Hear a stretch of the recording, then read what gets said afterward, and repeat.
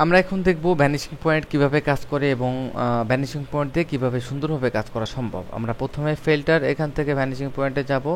আমরা vanishing point কিভাবে অঙ্কন করব এবার দেখি। এখানে দেখতে পাচ্ছি আমরা একটি বক্স এবং বক্সটিকে আমরা প্রাথমিক অবস্থায় সিলেক্ট করলাম এবং কন্ট্রোল প্রেস করে আমরা টেনে নিয়ে যাব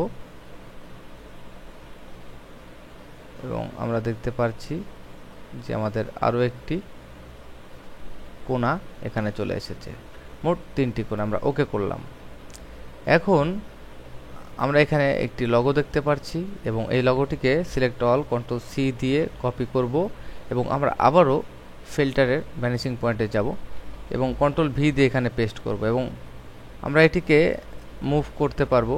যখন মুভ করব দেখতে পাচ্ছি যে অটোমেটিকলি আমাদের এই লগোটি এখানে চলে এসেছে এবং ভ্যানিশিং পয়েন্ট দিয়ে কিভাবে করা সম্ভব আমি দেখাচ্ছি।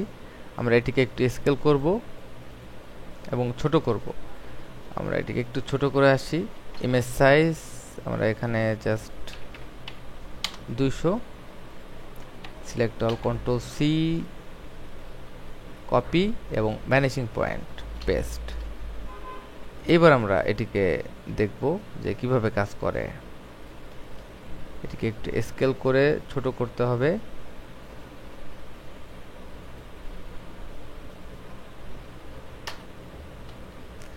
আমরা দেখতে পারলাম যে কিভাবে ভ্যানিশিং পয়েন্ট অটোমেটিকলি আমাদের এটিকে এভাবে ম্যাচ করে নিয়েছে। আমরা একটু নতুন একটি লেয়ার নেব এবং আবারও আমরা এখান থেকে ফিল্টার ভ্যানিশিং পয়েন্টে যাব এবং এখানে পেস্ট করব।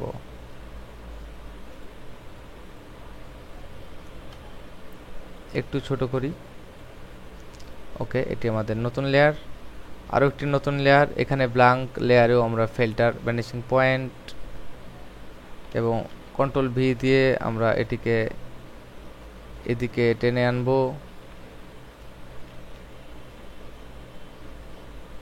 এটিকে আমরা একটু ছোট করব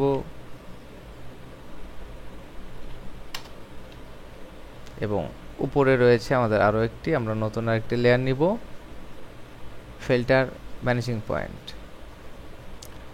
কন্ট্রোল ভি প্রেস করে আমরা এখানে নিয়ে যাব এবং এটিকেও আমরা একটু মডিফাই করব।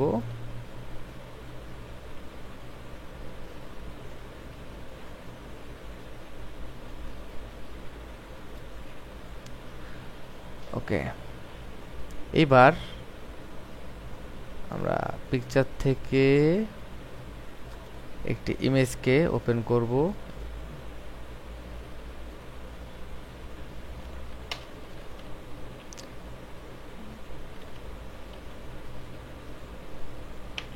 ইমেজটিকে আমরা এখানে একটি লগো দেখতে পাচ্ছি। জাস্ট আমরা কুইক সিলেকশন করব। সেক্ষেত্রে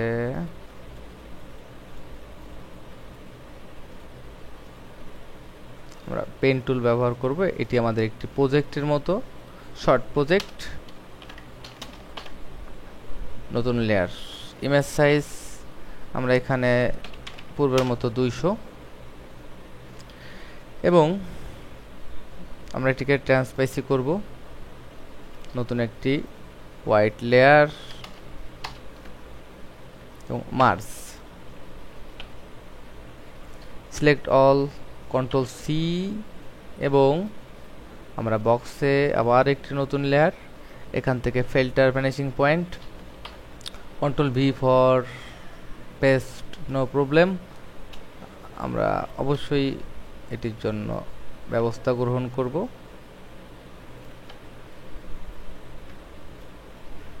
ওকে, আমরা এখন দেখতে পাচ্ছি যে সুন্দরভাবে আমরা কিভাবে বক্সটিকে ভ্যানিশিং পয়েন্ট দিয়ে আমরা সিলেক্ট করলাম। জাস্ট এখানে আমরা মাল্টিপ্লাই সিলেক্ট করব, এখান থেকে ওভারলি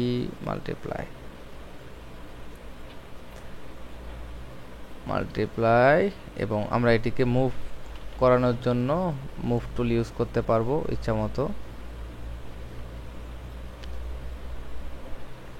আমরা দেখলাম যে কিভাবে আমরা এই ম্যানেজিং পয়েন্টের মাধ্যমে একটি বক্সকে আইটনেক্সট ডিজিটাল দিয়ে একটি ইফেক্ট আমরা তৈরি করলাম খুব সহজে। আসলে এরকম আপনারা প্রতিটা মুহূর্তে তৈরি করতে পারবেন এবং আমি মনে করি যে এটাই একটা কাজ, যে কাজটা আমরা সম্পূর্ণ করব, নিজেরাই তৈরি করব এবং এই কাজের মধ্য দিয়েই আমাদের বিকাশ ঘটুক অনেক সুন্দর সুন্দর কাজ। মাথায় যত ভালো আইডিয়া আসবে, মাথায় যত সুন্দর করে আপনার বুদ্ধি আসবে যে এই কাজটা এইভাবে করলে হয়তো ভালো লাগবে। আমি আসলে স্পেসিফিক কোনো টার্গেট অথবা স্পেসিফিক কোনো আইডিয়া নিয়ে হয়তো ট্রেনিং করতে বসিনি। যখন যেটা ইচ্ছা হচ্ছে সেভাবে কথা বলতেছি, সেভাবেই কাজটা করতেছি। পরবর্তীতে আমরা অন্যান্য ফিল্টার নিয়ে আলোচনা করব। আপাতত এই প্রজেক্টটি আমি সেভ করে দিচ্ছি।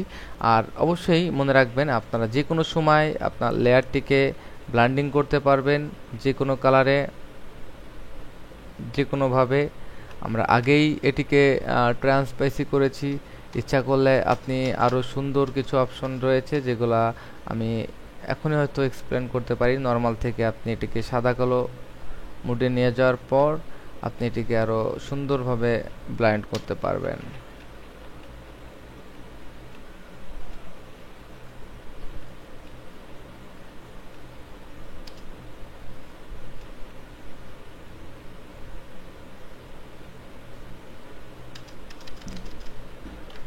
অথবা আমরা 20 বারের বেশি অনেক সময় ডিফল্ট অবস্থায় আনডু প্রেস করলে আনডু হয় না।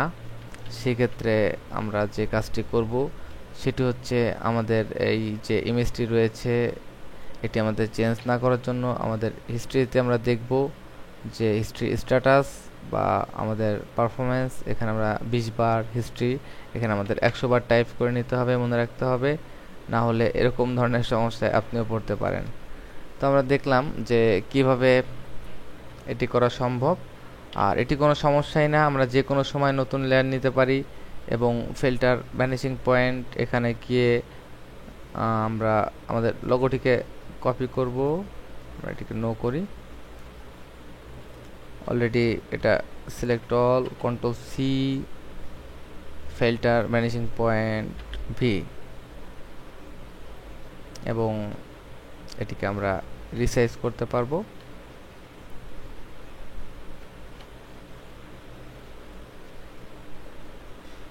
এবং সুন্দর একটি প্লেসে আমরা বসিয়ে ওকে প্রেস করব। তো দেখলাম যে আমরা কিভাবে ভ্যানিশিং পয়েন্ট দিয়ে সুন্দরভাবে কাজ করলাম এবং একটি সমস্যা হওয়া সত্ত্বেও আমরা কিভাবে সমাধানটি আনলাম। তো এইভাবে আমরা হয়তো সুন্দরভাবে আমাদের ভ্যানিশিং পয়েন্টের কাজটি আমরা করতে পারি।